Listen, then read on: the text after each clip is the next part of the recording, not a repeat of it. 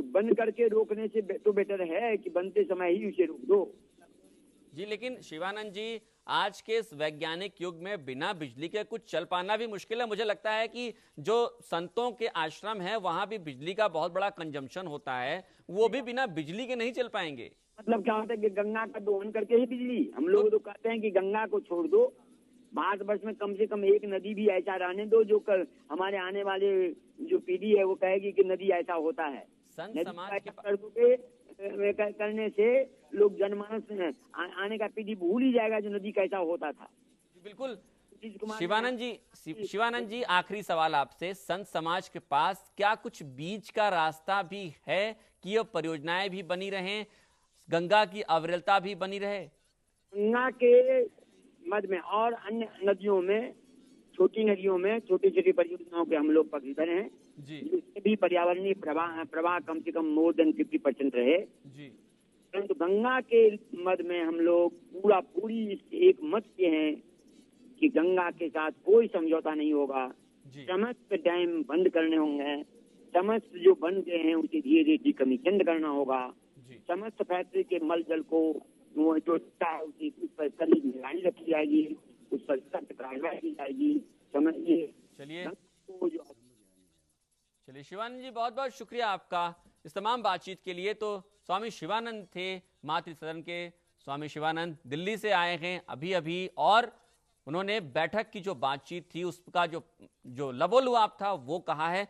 राव साहब, आपसे बात हो रही थी, कितने एक छोटा सा जी आदर सहित निवेदन करना चाहूंगा स्वामी जी, लेकिन कि मैं वही हरिद्वार में 1 किलोमीटर का ऐसा इलाका है जहां सीवर लाइन ऊपर है और आश्रमों के जो बेसमेंट है वो नीचे है, ठीक है जी। और वो कम से कम प्रतिदिन 5 लाख MLD मिलियन लीटर मल जल वो सीधा बिना ट्रीट हुए आश्रमों से 1 किलोमीटर के रास्ते पर जो है सीधा नदी में जा रहा है। क्या तब हमारी जो टट्टी पेशाब उसमें जा रही, क्या वो हमारी आस्था को ठेस नहीं लगती? उस पतित पावनी को इतना गंदा करना ये साधु संतों को, आश्रम वासियों को ठीक लगता है? अब दूसरा सवाल क्या पूछ रहे हैं आप वो बताइए। दरअसल आपसे वही जी धीरेन जी, नहीं आशीष जी, आपने जो बात कही इसका जो पक्ष है वो ये स्पष्ट है।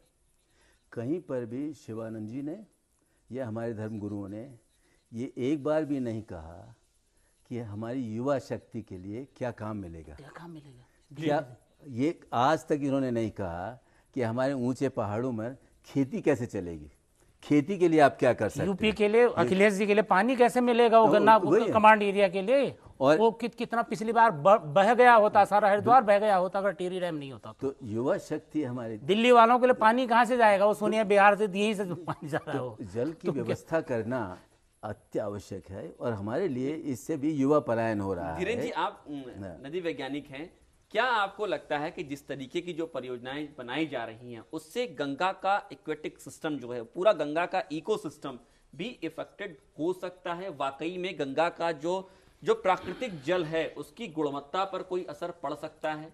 बिल्कुल नहीं भाई, ये कैसे कि हम तो कह रहे हैं उसकी शुद्धता हम कर रहे हैं, नहीं तो आज तक इन्होंने कभी नहीं कहा था पानी प्रदूषित है गंगा जी का।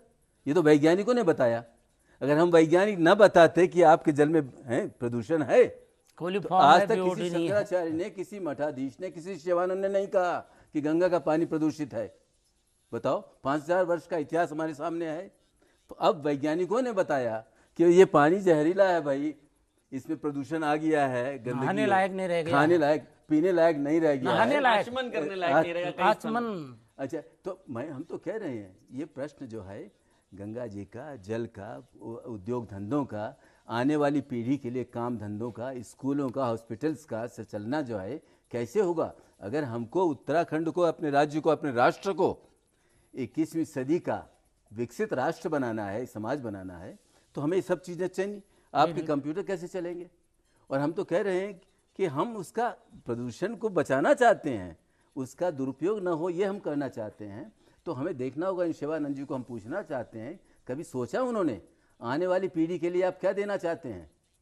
प्रदूषित गंगा या कोई और नया कोई या फिर विकसित उत्तराखंड? कोई विकसित उत्तराखंड, कोई रास्ता तो आप बताइए कि कैसे हम गांव के किसानों के लिए हम पानी कहाँ से देंगे आने वाली पीढ़ी के लिए? गोपियां जाके पानी भरती रहेंगी गणेश जी कृष्ण जी के लिए? आज कहाँ समय है हमारे पास घर घर के अंदर हमको पानी पहुंचाना है और खेतों में पानी देना है। सर ये लोग कुछ चाहते हैं, ये जो शौकिया पर्यावरणविद हैं ये चाहते हैं उत्तराखंड के लोग जैसे प्रिमिटिव स्टेज में रहते थे, गुफाओं में रहें, कैसे छिलके जलाएं, उनके बिजली उस हाल में रहें ताकि कभी सैलानी आए इनको देखें कि कैसे रहते हैं ये अजूबे कहाँ रहते हैं, क्या खाते हैं। इस तरह के ये शौकिया लोग हैं और इनके इरादे नेक नहीं है। पर्यावरण है, आस्था का भी है, अपनी जगह है, बिल्कुल एक्वेटिक जो, लेकिन उसको हमारे ऊपर मत थोपो। जरूरी है वो भी वैज्ञानिक युग आ चुका है, वैज्ञानिक युग के अंदर विज्ञान से बात, बिना बिजली के आप कुछ नहीं कर सकते। बिजली और पानी, पानी दोनों साथ है।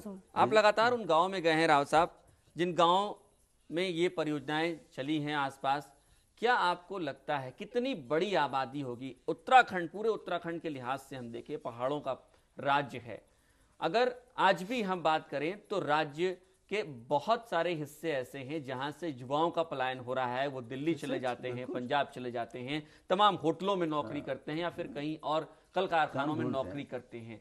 हमारे पास कोई ऐसी पॉलिसी नहीं है कि हम पहाड़ों से पलायन को संजीदा होकर रोक पाएं। बिजली परियोजनाएं उसमें एक अहम योगदान दे सकती हैं। बिजली पानी भी साथ है। ऐसा मैं पहले एक चीज क्लियर करना चाहता हूँ। टिहरी बांध के बाद स्टेट गवर्नमेंट ने ये डिसीजन लिया कि अब भविष्य में कभी बांध नहीं बनेंगे, राइट। अब ये तय हुआ था, तिवारी जी के ज़माने हुआ था, बाद में उनके प्रेडेसर्स जो आए हैं, उसके बाद सक्सेसर्स जो आए हैं, उन्होंने भी ये कहा कि अब run of the river project बनेंगे। ठीक है ना, बांध नहीं बनेगा। बांध में क्योंकि विस्थापन की समस्या है और सारी समस्याएं हैं, रिस्क भी ज़्यादा है, तो अब टनल बेस होगी, टनल आएगा और उसके बाद ये बनेगी। और जितने भी जो प्रोजेक्ट है सब टनल बेस्ड है। तो हो ये रहा है कि लगभग 750 किलोमीटर लंबी सुरंगें बनेंगी, सारी बनेंगी। तो लेकिन इतना अंधाधुंध भी सुरंगें इन्हें नहीं बनानी चाहिए। दूसरा ये है कि हम कहना राष्ट्र के लिए ये उसको वाटर टावर ऑफ एशिया कहते हैं हिमालय को। पानी एक टावर के रूप में है, बर्फ के रूप में कुदरत ने ऊपर दे रखा है। कहाँ दे रखा है? पानी धीरे धीरे धीरे पिघल के आपको देता रहेगा, उसका वो किया है, वाटर टावर है इसको। तो इसको हम पावर हाउस भी देश का बना सकते हैं, बनने के लिए था। मैं वाजपेयी जी वाली बताई थी उस समय, पहले से था। फिर ये था कि भाई 50,000 अतिरिक्त मेगावाट बिजली का दोहन क्षमता को हम विकसित करें यहाँ पर। तो यहाँ पर कुछ प्रोजेक्ट वो भी थे। आशीष ये देख लो, ऋषिकेश है 300 मीटर पर हाइट है, समुद्र तल से 300 मीटर है। गोमुख कितने पर है? 4000 मीटर पर। तो आप ये देखिए ग्रेडियंट देखो उसका, कहाँ से आ रही है नदी और कहाँ बह रही है। ऊर्जा भरी हुई है। बिजली बह के उसमें बह के नहीं आती बिजली का, पानी का अपनी फिजिकल एनर्जी होती है। फिजिकल एनर्जी कहाँ? उसकी वेलोसिटी में एनर्जी है। वेलोसिटी के लिए क्या करेंगे? आपको ग्रेडियंट चाहिए, ढाल चाहिए होगा, तभी तो बनेगा। जब ढाल आएगा तो तब जाके उससे टरबाइन घूमेगी, टरबाइन का उसके बाद डायनेमो होगा, वो आपको क्या कहते हैं इलेक्ट्रिकल एनर्जी में कन्वर्ट होगा वो। तो ये सिस्टम है। इतने अच्छे हालात दूसरे जगहों नहीं है, केवल पहाड़ी राज्यों में है।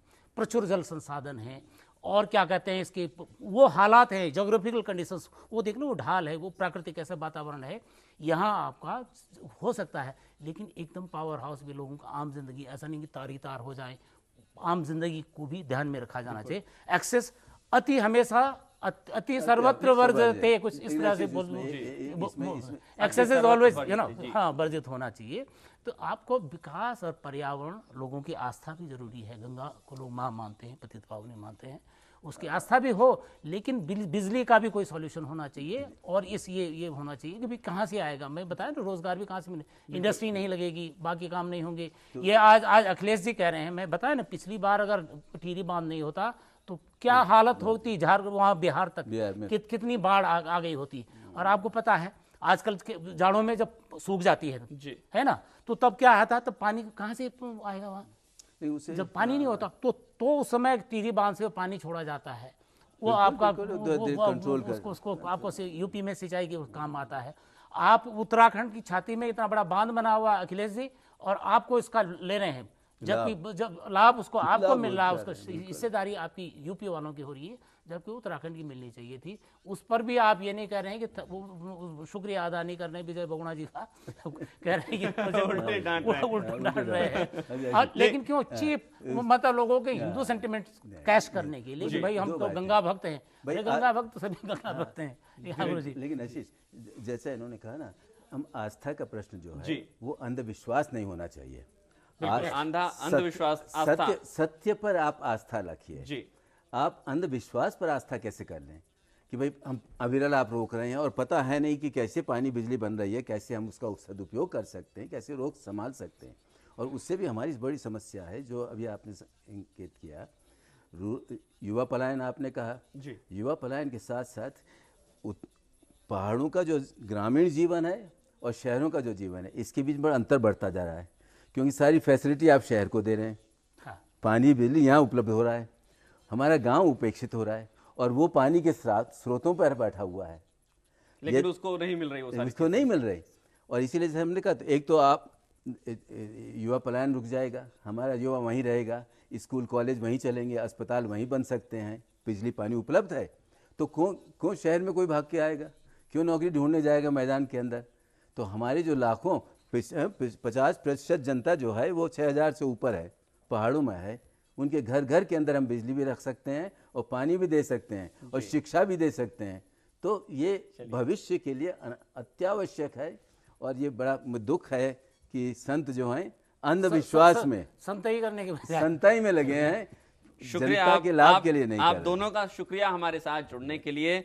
जय सिंह रावत जी आपका शुक्रिया, धीरेन्द्र शर्मा जी आपका बहुत बहुत शुक्रिया। तो दरअसल यहां पर आस्था और वैज्ञानिक सोच के बीच की वो रस्साकसी सामने आ गई है, जिसमें उत्तराखंड की आम आवाम की आवाज दबने लगी है, उन तमाम लोगों की आवाज दबने लगी है जिन्होंने अपनी जमीन दी है, जो अपनी जमीन से ही कट गए विद्युत परियोजनाओं के नाम पर। अब उनके लिए 2 वक्त की रोटी भी जुटाना मुश्किल हो रहा है। क्या संत समाज या फिर तमाम सियासतदान इस बात का जवाब दे पाएंगे कि इनके लिए 2 वक्त की रोटी आएगी कहां से? फिलहाल खास खबर में इतना ही, मुझे दीजिए इजाजत, नमस्कार।